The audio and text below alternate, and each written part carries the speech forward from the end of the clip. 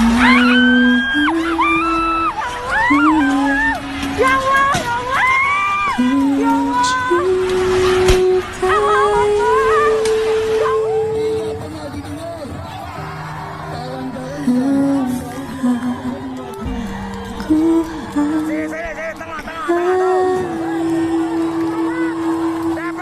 ya Allah, ya tanah air, ku tidak kulupakan, kan terkenang selama hidupku. Biarpun saya pergi jauh, tidak akan hilang. Yaitu satu, buruh atau pekerja. Dalam setiap hukum ketenaga kerjaan akan timbul istilah-istilah yang melekat pada setiap elemen yang terikat pada aktivitasnya. Dalam ketenaga kerjaan, unsur yang terdapat padanya ada tenaga kerja, pekerja, pengusaha, dan perusahaan. Peristilahan ini semua sudah diatur dalam undang-undang. Istilah tenaga kerja dan pekerja dapat dijumpai pada pada Undang-Undang Ketenagakerjaan Nomor 13 Tahun 2003. Sebelum berlakunya Undang-Undang Nomor 13 Tahun 2003 tentang Ketenagakerjaan, istilah buruh sangat dikenal dalam hukum perburuhan atau ketenagakerjaan karena sering digunakan sejak zaman penjajahan Belanda. Dalam perkembangan perundang-undangan, perburuan sekarang tidak dibedakan antara buruh halus dan buruh kasar yang mempunyai hak dan kewajiban yang sama, tidak mempunyai perbedaan apapun. Bahkan istilah buruh diupayakan diganti dengan istilah pekerja sebagaimana yang diusulkan oleh pemerintah atau Depnaker pada waktu Kongres FBSI 2 tahun 1985. Karena istilah buruh kurang sesuai dengan kepribadian bangsa. Buruh lebih menunjukkan pada golongan yang selalu ditekan dan berada di bawah pihak lain, yakni majikan. Pasal 1 angka 3 Undang-Undang Nomor 13 Tahun 2003 tentang Ketenagakerjaan menyebutkan bahwa pekerja atau buruh adalah setiap orang yang bekerja dengan menerima upah atau imbalan dalam bentuk lain. Yang kedua yaitu pengusaha. Pada masyarakat umumnya seringkali kita dapati bahwa pengusaha dimaknai secara sempit, yaitu mereka yang memiliki pabrik atau perusahaan-perusahaan besar, sedangkan pemilik yayasan, lembaga sosial, individu, koperasi, dan sebagainya yang mana mereka juga mempekerjakan orang lain tidak digolongkan ke dalamnya.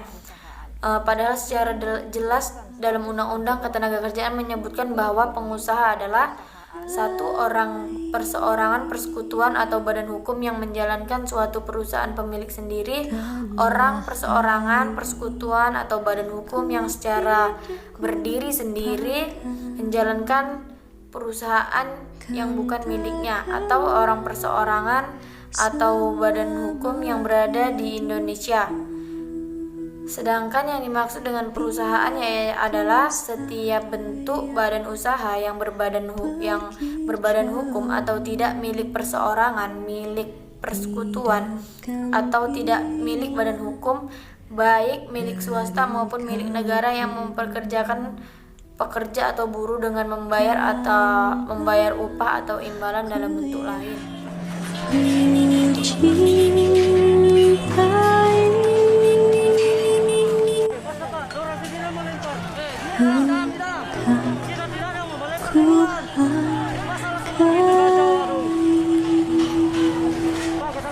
Walaupun banyak negeri ku jalani,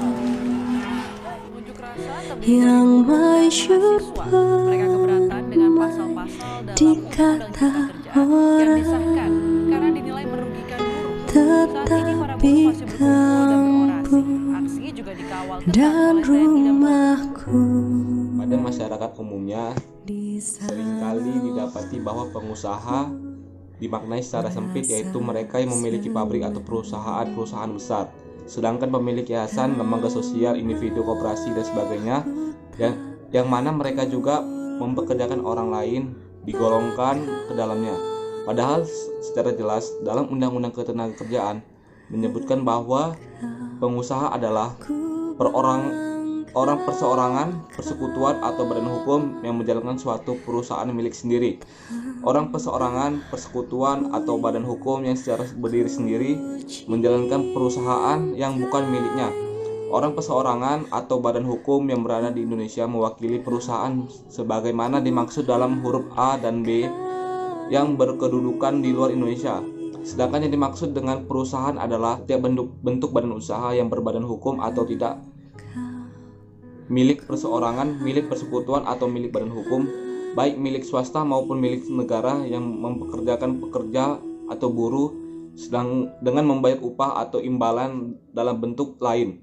Usaha-usaha sosial dan usaha-usaha lain mempunyai pengurus dan mempekerjakan orang lain dengan membayar upah atau imbalan dalam bentuk lain. Yang ketiga, organisasi pekerja buruh. Hal-hal yang berkaitan dengan organisasi buruh atau pekerja diatur pada Undang-Undang Nomor 21 Tahun 2000 tentang Serikat Pekerja. Pembentuk organisasi pekerja harus dibentuk dengan atas, bebas, dan tidak bertentangan dengan Pancasila dan Undang-Undang Dasar 1945. Organisasi juga harus bertujuan untuk memberikan perlindungan pembela hak dan kepentingan juga untuk meningkatkan kesejahteraan yang layak bagi para pekerja dan keluarga. Undang-Undang Nomor 21 Tahun 2000 tentang Serikat Pekerja memuat beberapa prinsip dasar. Jaminan bahwa setiap pekerja berhak membentuk dan menjadi anggota serikat pekerja. Serikat pekerja dibentuk atas kehendak bebas pekerja tanpa tekanan atau campur tangan pengusaha, pemerintah, dan pihak manapun. Serikat pekerja dapat dibentuk berdasarkan sektor usaha, jenis pekerjaan, atau bentuk lain sesuai dengan kehendak pekerja. Basis-basis utama serikat pekerja ada di tingkat perusahaan. Serikat pekerja yang ada dapat menggabungkan diri dalam Federasi Serikat Pekerja. Demikian halnya dengan Federasi Serikat Pekerja dapat menggabungkan diri dalam Konfederasi Serikat Pekerja. Serikat atau federasi dan konfederasi pekerja yang telah dibentuk memberitahukan secara tertulis kepada kantor Departemen Tenaga Kerja dan Transmigrasi setempat. Saya serahkan kepada moderator untuk selanjutnya. Dan rumahku di sana aku merasa senang. Tapi ini bukan sebuah penderitaan. Memperjuangkan hak-hak kita yang selama ini. Organisasi pengusaha. Organisasi pengusaha merupakan wadah bagi pengusaha di Indonesia untuk meningkatkan peran pengusaha dalam kegiatan pembangunan di Indonesia demi terwujudnya kesejahteraan masyarakat di Indonesia. Organisasi pengusaha sendiri mempunyai peran penting dalam penyelenggaraan pembangunan nasional, khususnya dalam bidang ketenagakerjaan. Karena pengusaha ikut bertanggung jawab atas terwujudnya tujuan pembangunan nasional demi menuju kesejahteraan. Mengenai organisasi pengusaha sendiri dimuat dalam pasal 105 Undang-Undang Dasar Nomor 13 Tahun 2003, di mana setiap pengusaha berhak membentuk dan menjadi anggota organisasi pengusaha. Ketentuan mengenai anggota organisasi pengusaha diatur sesuai dengan ketentuan Undang-Undang Dasar yang berlaku. Pemerintah pengusaha sebagai pihak yang mengatur dan memberi kebijaksanaan bagi masyarakat, pemerintah wajib menjalankannya sebagai bagian dari tugasnya. Tentunya membutuhkan pekerjaan sebagai sumber penghasilan sekaligus sebagai sumber untuk memenuhi kebutuhan hidup bagi diri dan keluarganya. Dalam setiap pekerjaan yang diemban oleh masyarakat, tidak boleh adanya kesemena-menaan dari pelaku usaha dalam mempekerjakan masyarakat.